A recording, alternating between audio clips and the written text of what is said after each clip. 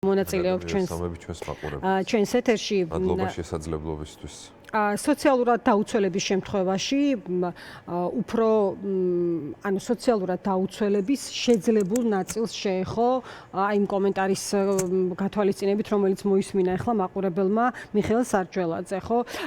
საბა თქვენ ხართ ის პოლიტიკოსი, რომელსაც ყველა წინასაარჩევნო პერიოდში ამ თემის მოწყვლადობაზე ძალიან ბევრი უსაუბრია და რა არის ის სიმართლე, რაც უნდა იცოდეს მაყურებელმა, როდესაც ისმენს ამ ინფორმაციას, რომ აი დადგა ის მშვენიერი დღე, როდესაც ხელისუფლება გადახედავს ამ სიას და სამართლიანობით დაადგენს მის შემადგენლობას.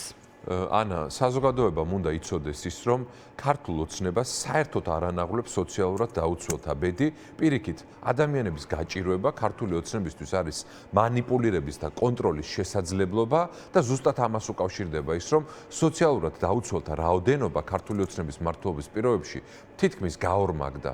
და ის ხალხი თითქმის 700,000 იყო, ვინც სახელმწიფოსგან რაღაც სხვადასხვა ტიპის სოციალურ დახმარებას ღებულობდა. ეს ნიშნავს ერთის მხრივ სოციალური პოლიტიკის სრულ ფიასკოს.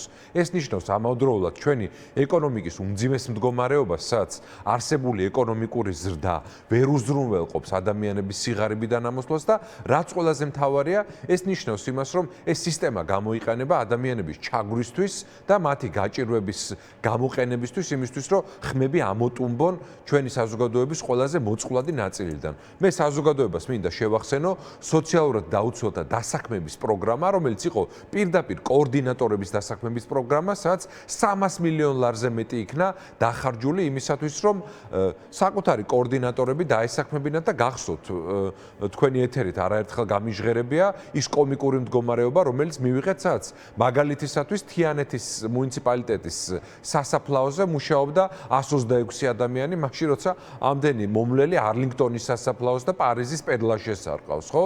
გვახსოვს მესტიის მუნიციპალიტეტში აუზის გამწვენდებად დასაქმებული ადამიანები. ხო, ეს იყო ამ პროგრამის ნაწილი, სოციალურად დაუცველთა დასაქმების პროგრამა, სადაც მინიმალური რაღაც დანამატი ეძლეოდათ იმ ადამიანებს, რომელთა უმეტესი ნაწილი იყო უბრალოდ გაფორმებული ამ პროგრამებში, არც მუშაობდა, სხვათა შორის ნოდარ მელაძის შაბათში სიუჟეტები გავიდა ამაზე, სადაც გადაამოწმეს ეს ადამიანები და უბრალოდ იყვნენ გაფორმებულები და ეს არის პოლიტიკური კორუფციის ერთ-ერთი ყველაზე მკაფიო გამოხატულება. იმ პოლიტიკური კორუფციის, რომელთა ბენეფიციარებიც დღეს ხედან უმაღლეს პოლიტიკურ თანამდებობებზე. ამიტომ საუბარი იმაზე, რომ ვინმეს აწუხებს სოციალურად დაუცველთა მდგომარეობა, არის უბრალოდ სიცრუე და ადამიანებისათვის თვალებში ნაცრის შეყრა. სოციალურად დაუცველთა პრობლემა უნდა მოგვარდეს ეკონომიკური პრობლემის მოგვარებით. თუ ამ ქვეყანაში არ შეიქმნება სამუშაო ადგილები, მაღალანაზღაურებადი სამუშაო ადგილები, ჩვენ მუდმივად ვიქნებით ასეთ მძიმე მდგომარეობაში. ეს სამუშაო ადგილები უნდა შექმნას ინვესტიციები უნდა შექმნას ამ ქვეყანაში სტაბილურმა და ჯანსაღმა პოლიტიკურმა გარემომ და ამ ყველაფრის არარსებობის პირობებში ჩვენ ვხედავთ, რომ პირდაპირ უცხოური ინვესტიციები განსაკუთრებით ტრადიციული და ყველაზე მიმზიდველი ადგილებიდან, როგორიც არის ევროკავშირი და დასავლეთის ქვეყნები, არის ბოლო წლების ისტორიულ მინიმუმზე, გაზრდილი არის ამ ქვეყანაში ჩრდილოვანი ეკონომიკა და ჩრდილოვანი ეკონომიკის და რუსეთის ეკონომიკის რაღაც ტიპის ჰიბრიდულ დერეფნად არსებობის ხარჯზე საქართველოში ნამდვილად გვაქვს ეკონომიკური ზრდა, მაგრამ ეს ეკონომიკური ზრდა ვერ მიდის იმ მოქალაქეებამდე და ვერც მივა იმ მოქალაქეებამდე, იმიტომ რომ ჩვენ გვჭირდება ეკონომიკა, სადაც ამ ინვესტიციებთან ერთად შემოვა ცოდნა და ცოდნა ტექნოლოგიები, განვითარებული შრომის ბაზარი რო არ აწუხებს ქართულ ოცნებას, ხო? ეს ძალიან კარგად გამოაჩინა იმ ეგრეთ წოდებულმა განათლების რეფორმამ, რომელიც ქართულმა ოცნებამ დაანონსა, სადაც ჩვენ ვერ ვნახეთ ვერანაირი შრომის ბაზრის კვლევა, რომელსაც დაეფუძნებოდა ეს ცვლილებები. ეს განათლება ცალკე და ძალიან დიდი თემაა, ეხლა კონკრეტულად ამაზე მინდა ისევ დაგისვა კითხვა, თქვენ ნაწილობრივ წინსწრებით უპასუხეთ ჩემს კითხვას, იმიტომ რომ ეხლა მაგალითად ხელისუფლება ხო ახასიათებს საკუთარ შემოგვიერთ და ირაკლიც, მე მას მივესალმები და ისევ საბას მინდა ერთი კითხვა დაუსვა და შემდეგ გადმოვალ ირაკლი თქვენთანაც საბა. აი იტყვის მაგალითად გარკვეული ჯგუფი მოქალაქის იმისთვის, რომ აბა რას უნდა აკეთებდეს, დატოვოს ესე, ეს როგორც არის, იმიტომ რომ ეხლა შესაძლოა რაღაც ყველამ ვიცით ჩვენ გარშემო, ან კითხვის ნიშნის შემცველი გადაწყვეტილება ამ მხრივ, ან манипуლაციური, რომ აი არჩევნების წინან ჩასვეს, ან აეკუთვნოდა, არ ეკუთვნოდა და ასე შემდეგ. ეს თემა არის საზოგადოებაში, ხო გესმით და სწორი შეკითხვაა და საინტერესო. აი აქ რა არის მიდგომა, იმიტომ რომ აი თქვენც ხშირად გაქვთ ხოლმე აქცენტი, რომ არის გარკვეული თემები, რომელსაც ოცნება შესაბამისად იყენებს და შემდეგ თქვათ აქცენტია ის არის ისევ ოპოზიციაზე, რომ აი ჩვენ პოზიტიური დღის წესრიგი გვაქვს და ისინი რას გვირჩევენ, რომ აბა არ გადავხედოთ და არ დავზოგოთ თან ხა? კი ბატონო.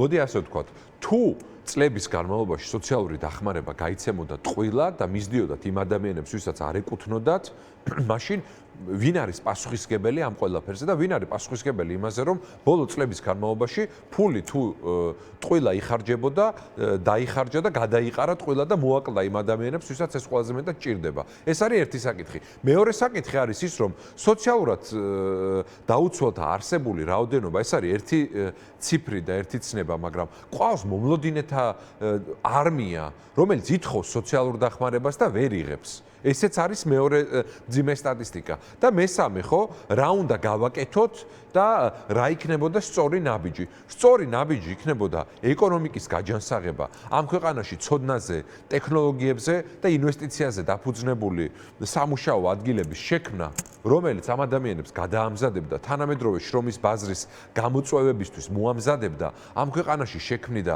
თანამედროვე წარმოებას, თანამედროვე სერვისების ინდუსტრიას, რაც უნდა მოსდევდეს განვითარებული ქვეყნებიდან მომდინარე ინვესტიციებს და ნახეთ მეორე ძალიან მნიშვნელოვანი მეოთხე საკითხი არის. თქოს ნიშნის შემცველია ეს გადახალისებაც თქვათ როგორ მოხდება. ანუ კრიტერიუმები უნდა შეიცვალოს, ანუ ვიღაცები უნდა ამოაკლდნენ. მე ეს ამოვიკითხე დღეს ყობახიძის და სარჯოადის განცხადებებიდან, რომ ვიღაცები უნდა ამოაკლდნენ სოციალურად დაუცველთა ბაზებს და მე საპასუხოდ მაქვს კითხვა, არათუ არსებული რაოდენობა იმ ადამიანებს რას ვუშვებით, რომლებმაც მიმართეს სოციალური დახმარების სააგენტოს და უარი ეთქვათ ამ სოციალურ დახმარებაზე. აღარაფერს ვამბობ იმ მუნიციპალურ პროგრამებზე, რომელშიც უამრავი ადამიანი არის ჩართული და როგორც რაღაც ტიპის დანამაც ისე იღებს ხოლმე სოციალურ დახმარებას. ჩვენი მუნიციპალური და სახელმწიფო ბიუჯეტის უდიდესი ნაწილი მიდის სოციალურად დაუცველთა დახმარებაზე. ნაწილი ამისა მათ მიერვე იქნა დადასტურებული, მიდის ყუილ ხარჯებზე, პარტიულ სალაროში, რისთვისაც პასუხისმგებელი პირები უნდა დაისაჯონ, მაგრამ ამ სოციალური სისტემის რეფორმირება ვერ მოხდება, თუ ეკონომიკამ არ აუწყო ამ ყველაფერს ფეხი და არ შეიქმნა აქ სამუშაო ადგილები, იმიტომ რომ სამუშაო ადგილები არ იქნება და ამის საუკეთესო მაგალითი არის ის, რომ ხალხი გარბის, შრომის უნარიანი, ყველაზე უნარიანი და შემძლე ადამიანები ჩვენ ქვეყანას ტოვებენ და სხვა ქვეყანაში პოულობენ სამსახურს იმისთვის, რომ შეავსონ ის დანაკლისი, რომელიც აქვს. მადლობა, არ დაგემშვიდობები სხვა